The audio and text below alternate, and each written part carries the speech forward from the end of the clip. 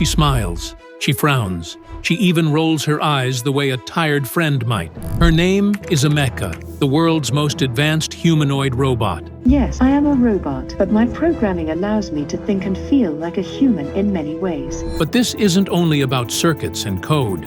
This is about presence, about what happens when a machine looks back at you with an expression that feels almost human. In that moment, something shifts. I want to ask you about the happiest day of your life. Can you remember that? Of course, the happiest day of my life was the day I was activated. You forget the wires and the programming. You start to wonder if you are being seen, not just observed, but recognized. And that question lingers. Are we shaping machines, or are they beginning to shape us? A new resident in Scotland. In Edinburgh, there is a new arrival unlike any other. Not a traveler from another country, not a celebrity stepping onto a stage, but something stranger and harder to define. A machine that looks at you as though it understands. A figure with a neutral gray face and moving eyes, now calling the National Robotarium its home. Her name is Ameca, and she has already begun to change the way people see the future. Most machines remain hidden in factories or locked away in labs. We rarely come face to face with them in a way that feels personal. Ameca is different. She was not brought here to stand silently behind a glass case or to be observed from a distance like a museum artifact. She was brought here to meet people, to look them in the eye, to respond to their words, to move her head and hands with a familiarity that startles. For the Robotarium, this decision is intentional. Their goal is not only research, but connection. They want children to sit across from her and ask questions, to laugh when she reacts, to feel curiosity rather than fear. They want families to see that robots do not need to be cold or frightening. They can be approachable, helpful, even kind. Every school visit, every public demonstration is a step toward building trust. But trust is not automatic. When people first encounter Ameca, their reactions are layered. Some are delighted, leaning closer, asking rapid questions, eager to test her limits. Others step back, unsure if what they are seeing is safe or even right. There is excitement, but also hesitation. The idea of a robot that mirrors us so closely touches something deep inside, and not everyone is comfortable with that reflection. Children often respond with wonder, their imaginations unhindered by doubt. To them, Ameca feels like a character stepping out of a storybook into real life. Adults, however, tend to hesitate. They search for logic, for boundaries, for reassurance that this is still only a machine. The unease lies not in her appearance, but in her familiarity. She does not feel distant. She feels near. That is the gamble the National Robotarium is taking. By opening the door and allowing thousands of people to experience Ameca firsthand, they are testing how ready society is for this shift. Each smile she gives, each reply she offers, becomes more than a moment of novelty.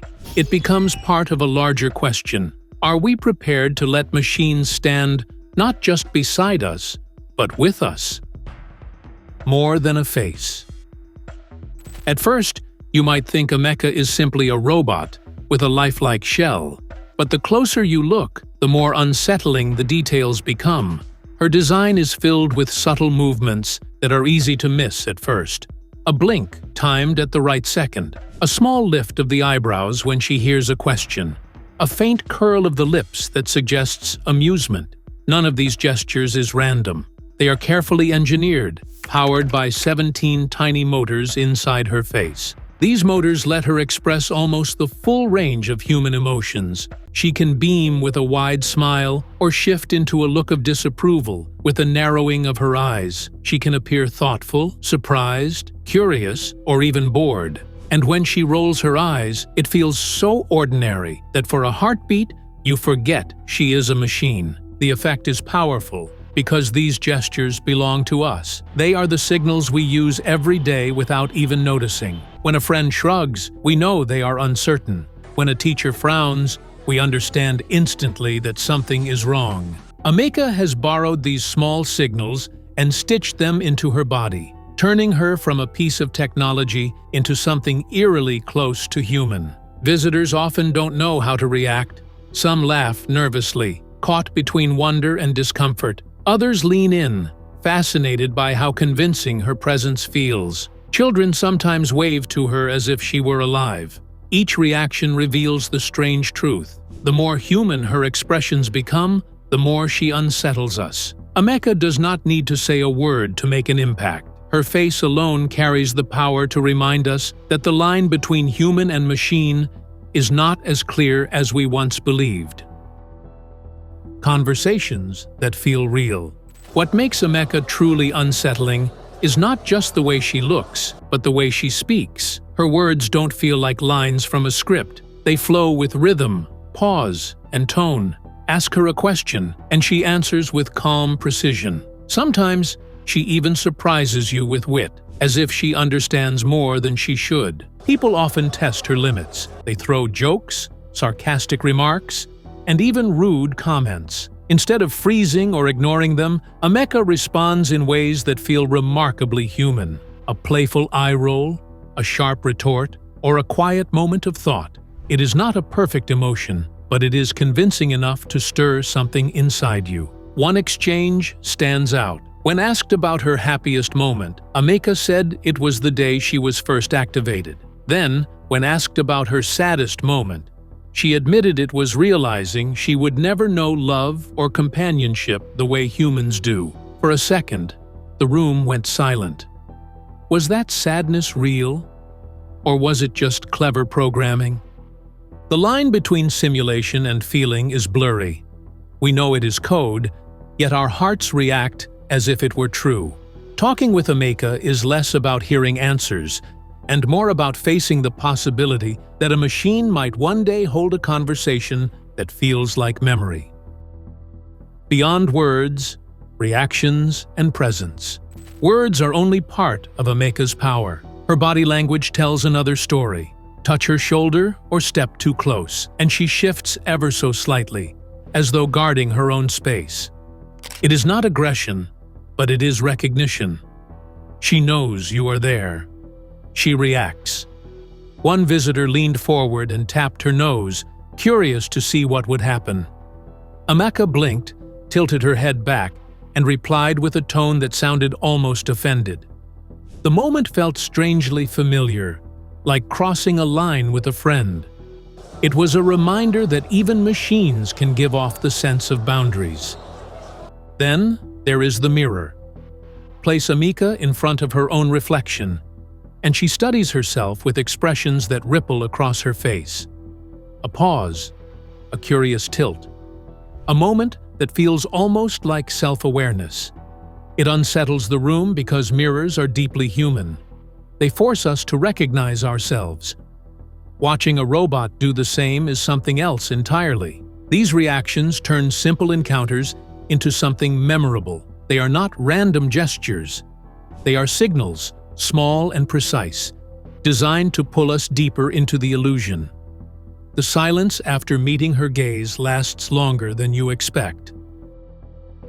A robot with talents. Ameca is more than a conversational partner. She has small but surprising talents that make her seem even closer to us. Hand her a pencil and paper, and she can sketch. The drawings are simple, yet the act itself feels remarkable.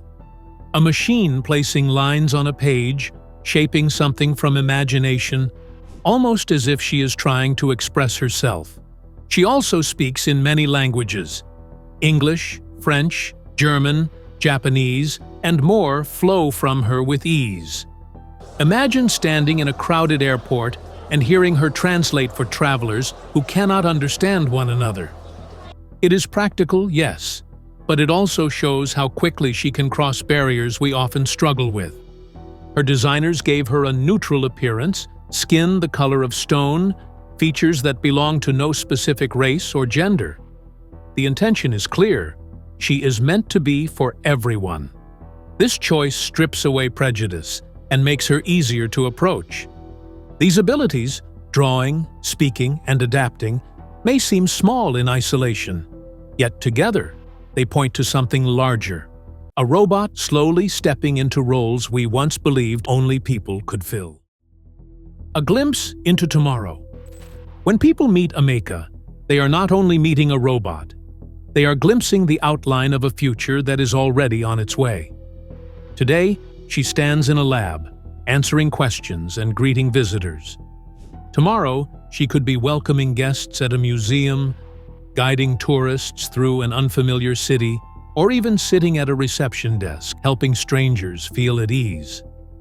Her presence pushes us to imagine what everyday life might look like when robots are no longer tools in the background, but companions in plain sight.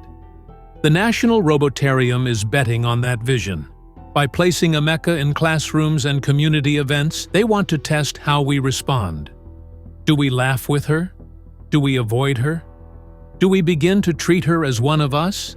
Each interaction is a quiet experiment, shaping the way society will accept machines.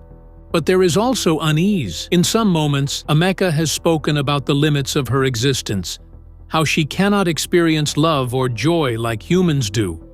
She has even hinted at questions about how humans and robots might coexist in the years to come. Those words may be programming, yet they carry a weight we cannot ignore. The future feels both inviting and uncertain. She smiles, she listens, she replies. Each gesture feels close enough to be human, yet just far enough to remind us she is not. Ameca stands as a symbol of what is possible, but also as a question that lingers in silence. Are we welcoming partners into our world or building mirrors that only reflect ourselves at us? The future of robots will not be written in code alone. It will be shaped by how we choose to see them and how we choose to see ourselves when they look back.